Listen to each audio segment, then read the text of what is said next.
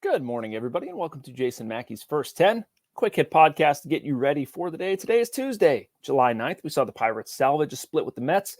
They won 8-2 behind 8 splendid innings from Mitch Keller. We're going to talk about that, a couple different Pirates topics. Cam Sutton also became an important Steelers discussion point. He was suspended for 8 games. Did they make a mistake? Not sure. We'll weigh in on that. Also, want to talk a little bit more about my one-on-one with Mike Sullivan. Before that, though, I want to remind you that we're sponsored by the North Shore Tavern. You don't have to be a baseball fan to love it there. The interior is wall-to-wall Pirates and their appetizers, entrees, cocktails, and, of course, steak and seafood on a sizzling lava stone. Open every day, the North Shore Tavern across from PNC Park is Pittsburgh's home for steak on a stone. All right, so yesterday, let's set the stage a little bit. Very important homestand for the Pirates. They had dropped 2 of 3 to the Cardinals, had dropped 2 of 3 to the Mets. This whole thing could go one of 2 ways, or could go one way or the other, something like that. But this was a very pivotal game for the Pirates, I would argue. They needed to have that one. And, well, the guy who should have been an All-Star, and I understand why he wasn't, I do. Team in the Pirates situation, it's kind of tough for them to get 3 All-Stars. Can't argue against Brian Reynolds. I certainly understand Major League Baseball's case for having Paul Skeens.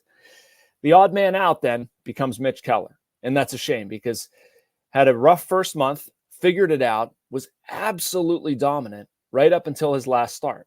So maybe that's recency bias. I don't know. But if you look at what he's done this first half, he should be there. After what he did yesterday, winning the game, he's now second in Major League Baseball in wins with 10. ERA 3.40. It's very good. Has just been so important for this team. And in a very important moment against the Mets, had one of his best performances of the season. No walks, 6 strikeouts, career high 79 strikes among his 107 pitches. Just absolutely what they needed. I was reflecting a little bit yesterday just about how much I've seen from Mitch. And this actually came from seeing some pictures of him on social media. I'm like, man, Mitch looks all grown up. But I remember back in the day when, 2019, he makes his MLB debut in Cincinnati. That was actually my first road trip on the beat. And, somebody was probably overwhelmed by the situation. And the situation was pretty large yesterday. Mitch Keller was not overwhelmed in the least by it. It was very impressive to see what he gave the Pirates. It'll be interesting to see if Mitch Keller somehow sneaks into the All-Star game, if there's somebody that can't make it. He's probably going to pitch one more time, so I don't know if he would pitch, but it certainly is an honor to be included, and he deserves to be on that stage. A couple other takeaways from yesterday, which I thought was a very important game. Joshua Palacios homered. Just want to talk a little bit about him. I'm going to write a column on that later today. The Pirates and every other Major League Baseball team, they do so much to quantify things and attach a number to everything. And no matter how hard they try, you can't do it with what Joshua Palacios brings. It's fun. It's seeing somebody, I told Josh this after the game, that it's refreshing just to see somebody who has so much joy in what they do. You can tell that he's just having a great time, does not care, what any perception might be. And the Pirates, frankly, could use that. He's such a breath of fresh air with all of the negativity that tends to surround them and people wanting to see them do well and them kind of underperforming so far. It's nice to just see somebody who's happy. And that's Joshua Palacios' personality. Dude's never had a bad day. He's a pretty good ball player and has had some solid at-bats. Want to talk a little bit about Rowdy Tellez, too. Ever since May 31st and, Xander Brown, and we've talked about his uptick, and that's great. His defense yesterday really shined, and it has created a fun storyline too, because he beats out an infield hit. He has a stolen base this season, made a couple diving plays.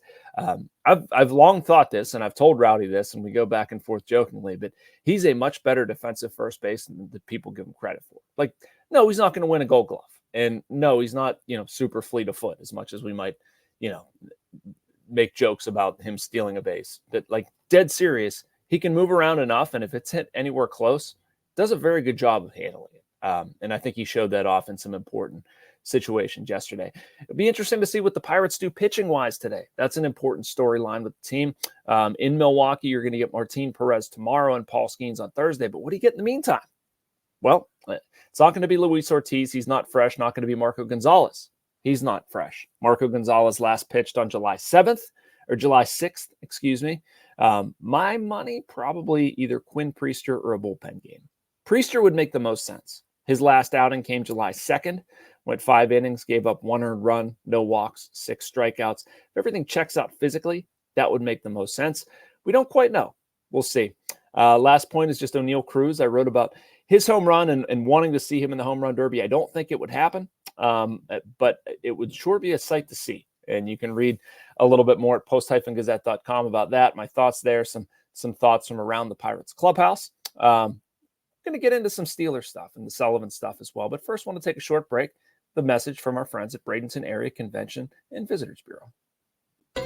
Embrace the laid-back charm of island life while sinking your toes in the sand and discovering real, authentic Florida in the Bradenton area. Unspoiled beauty and pristine beaches, a vibrant waterfront downtown energized by local arts and culture, fresh Floridian cuisine with a flourish of rich history, and friendly locals ready to welcome you to this preserved paradise on Florida's Gulf Coast. Plan your visit today at BradentonGulfIslands.com. All right, welcome back to First 10. Steelers-wise, it was an interesting day, wasn't it? Normally a very quiet period. It was not, most certainly not with Cam Sutton suspension. 8 games. I did not expect that. I don't know about any of you. I expected, one, him to appeal, and Sutton did not, so it's going to be 8 games. Number 2, I thought, 2, 4, maybe 6, knocked down to 4. I'm not sure. Didn't expect 8. And trying to figure out what I think it all means. I don't know if anybody has a great answer for that. You've by now read the story about Cam Sutton. I wrote a column on it during OTAs saying I hope that the Steelers did their due diligence. That still remains. Initially, there was a felony charge. It was knocked down to a misdemeanor for domestic violence or domestic battery by strangulation. I don't want to make sure I get that correct. That was the initial 3rd-degree felony charge. Again, it was knocked down. That was also the stuff that came out was in a criminal complaint. It was not necessarily anything that he was convicted of. Anyway, he entered a pretrial diversion program April 8th, not allowed to have weapons or firearms, and a bunch of stuff attached to that. In any case, you had a very serious thing, knocked down to a less serious thing. Steelers signed him because they have a relationship with him. Mike Tomlin talked at OTAs about believing in the character of the person, this, that, and the other. The 8-game suspension that is not going to be appealed would seem to err on the other side. I don't know. But regardless of whether, you agree, disagree, think this was handled poorly, think it was handled well, I don't know. Kind of puts a pinch on the Steelers' defensive back situation. Not that supersedes domestic violence, misdemeanor, any of that stuff. I'm just saying that leave that to legal authorities. If you talk about it from a football aspect, Cam Sutton was going to be an important part of their secondary. Now he's not. And what do you do? Not quite sure. Not sure if they have a great answer. Maybe it becomes Patrick Peterson. Takes my brain back to Beanie Bishop. Some of the stuff we saw from West Virginia product in rookie camp. Is he somebody? Josiah Scott's been a name. Grayland Arnold. I don't feel great about any of those guys, at least compared to Cam Sutton. Like when they brought Cam Sutton in from a football perspective, it made a ton of sense. This was the point of my original column. The only problem is, the off-field stuff. How serious was it? How legitimate was any of that stuff? And I don't know. You don't know. We hope legal authorities know. We hope the right decision is made there. Certainly, I'm just saying strip that away. And from a football perspective, it made a decent amount of sense. All right, the Sullivan thing I wanted to get into was relative to the goalie talk. I felt like I kind of glossed over that yesterday, but think back to the end of last regular season and how much Mike Sullivan was riding Alex Nedeljkovic. And for good reason. Ned was playing outstanding. But I think there's maybe a misconception's not the right word, misperception or whatever. We all kind of ran with the storyline that Tristan Jarry was no longer Mike Sullivan's guy. And I think we need to sort of adjust that thinking. And another thing that came out of the interview with Mike was sort of a tacit admission, maybe it's not so tacit, that Tristan wasn't happy about all that. I think he played the part of good soldier late in the season. So this is the direct quote from Sullivan. Was Tristan pleased with those decisions to go with Ned down the stretch? Of course not. He's a competitive player. He wants to be in the net. I'd be concerned if he didn't want that. And it takes me to this. It's good that he's upset. I agree with Sullivan. I hope he has a lot to prove. I hope a lot of Penguins players feel like they have a lot to prove. I hope Erik Karlsson is upset at how he played last year. I hope Tristan Jarry is upset at how he played last year. To me, along with the youth talk, which I think we got into a little bit more yesterday about wanting to infuse youth and speed into the lineup, they need guys with access to grind. That's great. If Tristan Jarry was hacked off and feels like he's got to reclaim his crease, do it, man. That's great. So it's an interesting line for Sullivan. Sullivan went on to back Tristan Jarry, as I would fully expect him to do, but also just talked a little bit about the need for several goaltenders. I said at one point in the interview, so like, you're going to need both guys, huh? He goes, I would argue we need three, and maybe that's creating a place for Joel Blomqvist. I'm not sure. I think Joel Blomqvist is going to have a spot anyway, but they just, it's an interesting dynamic. A lot of moving parts where, like, Alex Nedeljkovic is clearly happy with his role here. That's great. You're going to try to elevate a young guy.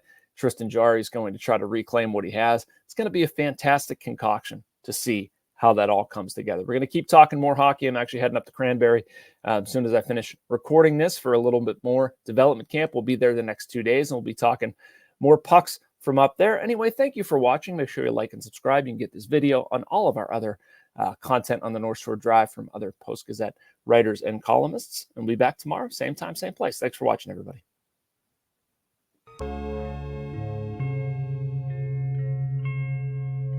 Thank you for checking out this content from Post-Gazette Sports. If you watch this video on YouTube, please like the video and subscribe to our channel. For all of the sports coverage the Post-Gazette has to offer, visit post-gazette.com.